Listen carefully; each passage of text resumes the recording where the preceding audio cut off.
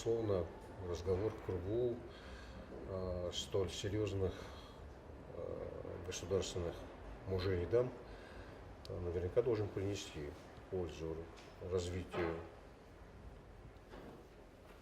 самой культуры, направлении ее этнокультурного развития, этнотуризма.